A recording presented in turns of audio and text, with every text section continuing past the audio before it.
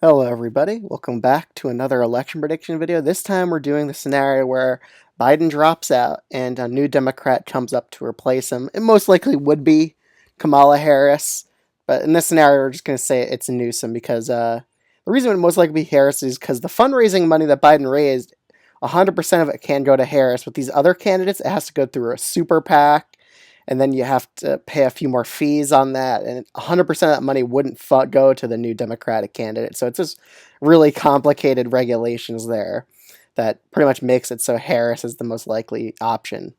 So going into Newsom v. Trump, we'll take a look at one of the polls they did of this. And they said Newsom would be at 39%, Trump will be at 42%. Now, a lot of that is for Newsom and the other Democratic candidates. In my opinion, it's just low name ID because you look how many undecideds slash skipped people there are in these polls. It gets lower the more less known the person is. So with Newsom, I expect him to do a lot better than 39. I expect him to get a lot of those undecideds to go his way. He would definitely outperform Biden, probably perform maybe a point better than Harris, I would say, but or probably a couple points. He would be one of the better options to run. I think he would win against Trump in a debate pretty easily. I think he would, and he's just a much younger candidate, so I think that'll be definitely a big advantage for the Democrats as well if they replace Biden. So with Trump, again, his favorability numbers, they're almost on par with Biden's. It's just a few points better than Biden's at this point. So I think a new candidate to run against Trump, they would have a very good shot at winning. So let's just get into this map. So starting off, we're just going to go through the safe blue states here. Newsom would pretty much win all these traditionally blue states by over 10 percentage points. Yeah, even Colorado, he'll definitely win it by over 10. Much younger candidate. He's a fresh candidate for the Democrats to run, and I think that would do well with independent voters in that state. Okay, Ohio and Iowa, I think they're off the board. I don't think Newsom is populist enough to really put these two states into contention.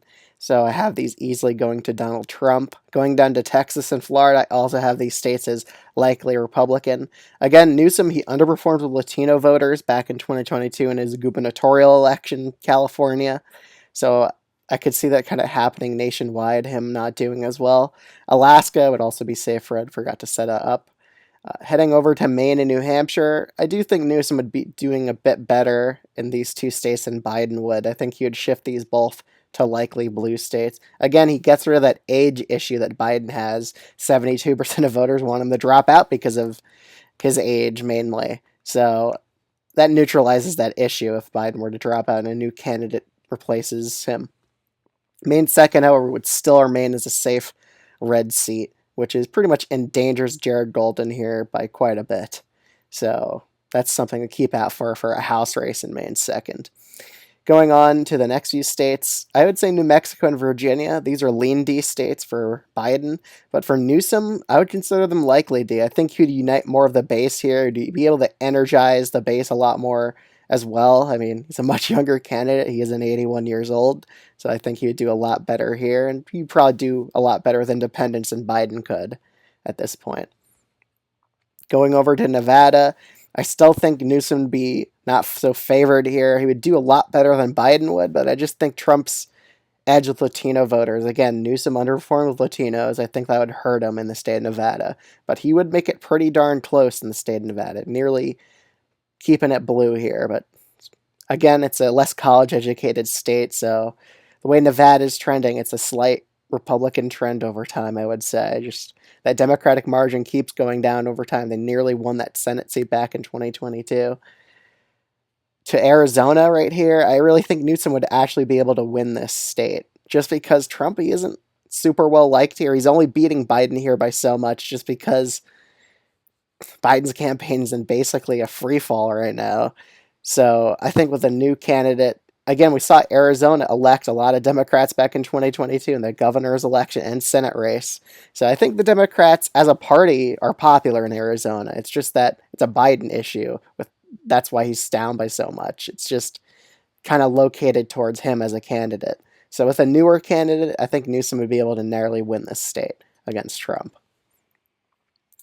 Moving over to North Carolina and Georgia, I would put North Carolina as about lean Republican. I think Newsom would do a bit better here with turnout in the state of North Carolina. Georgia, would it go to tilt Republican?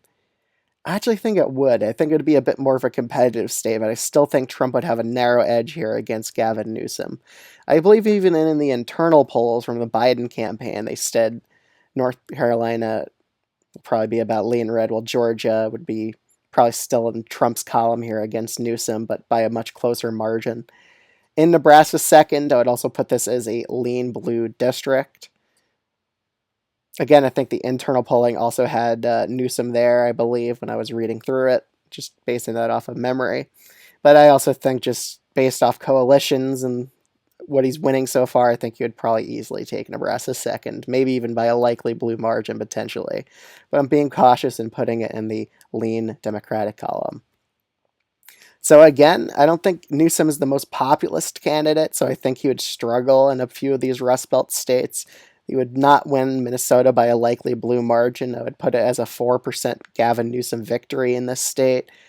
Michigan, I think he would actually win this state. Again, Trump lost the state by 3 percentage points back in 2020, and with a much newer candidate, a much younger candidate running against him this time around, I think Michigan would also go against Trump here. I think Newsom would win the state of Michigan by 1.5% against him.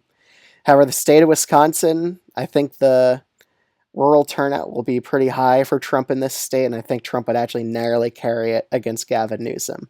So the election comes down to the tipping point state of Pennsylvania, and I really think Newsom would probably be able to pull it off. I just think that with a new candidate for the Democrats, someone who could handle him in a debate well, like Newsom, I think Newsom would be able to edge him out narrowly here. Again, voters are dying for an option besides Biden and Trump. So I think Newsom would probably be that guy here. And I think he'd be able to narrowly win Pennsylvania by a tilt-blue margin. So all it takes for Trump to win is either win Pennsylvania or Arizona. Pennsylvania is probably the more likely option for him to target here. But he could very well win against Gavin Newsom. It's only 271 to 267. And I just have Newsom over Trump just because I think he would probably win that debate in September. If Newsom became the nominee, I think he would debate Trump and probably end up winning it because I do think he has pretty good debate skills. In my opinion, he won that DeSantis v. Newsom debate. So again, even though he is the governor of California and some people like to say he's unpopular, he won there by 20% back in 2022. So that's a pretty well-liked governor for that state. So I think he would be a pretty good candidate for the Democrats to run. He would narrowly edge out Trump here, just my opinion. But let me know your opinion down below in the comments. And if you're new to this channel, I'd highly recommend subscribing. I would greatly appreciate it. Other than that, thanks so much for watching, and I'll see you all in the next one. Bye.